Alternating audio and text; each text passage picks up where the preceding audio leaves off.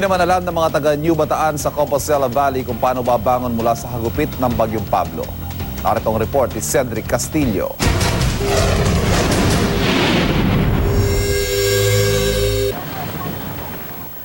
Sa muling pagbuhos ng malakas na ulan ngayong gabi, muling nabalot ng pangamba ang mga residente ng New Bataan, Compostela Valley. Sa mga litratong ito, kitang-kita ang pagkukumahog ng mga residente na makalayo sa kanilang mga lugar.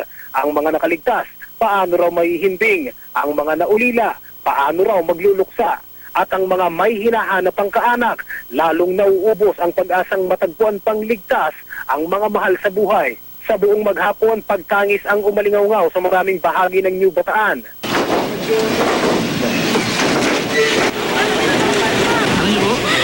Tatlong anak ko. Apat anak nyo? Tatlo.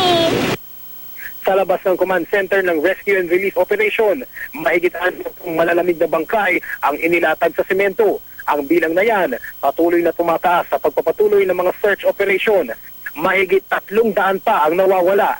Lahat ng mga biktima, balot sa putik. Dito namin namataan si June, hinahanap ang kanyang mag-ina. Nang tanggalin ang tabing sa isang wala ng buhay na munting anghel, agad niyang nakilala ang kaisa-isang anak. Nag-evacuate po sana yung pamilya nyo para safe sila. Oo.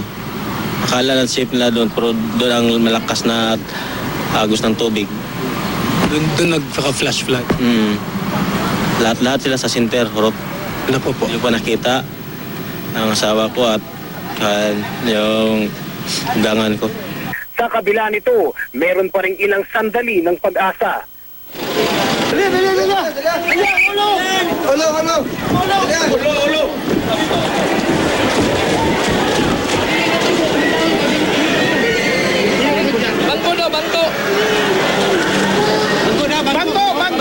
Wala. Lahat sir, nakalubong po siya sa putik sir. Doon pa lahat. Pero yung heart niya sir, function pa talaga. Talagang heavily devastated. Maraming puno, no? Maraming malalalim na lugar na hindi kaya ng mga sasakyan.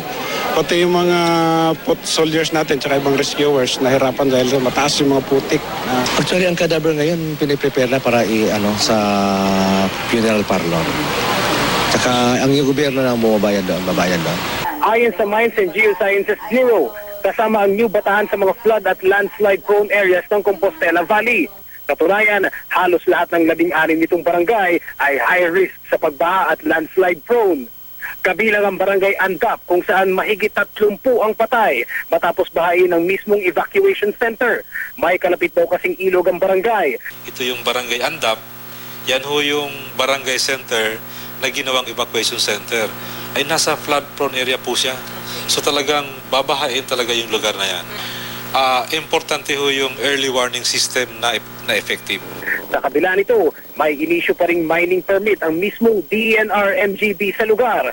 Base sa nakalap na impormasyon ng GMA News Research, hindi pa tiyak kung nakaka-apekto ba ito sa pagbaha at kung paano. Wala pang tugon kaugnay nito ang MGB.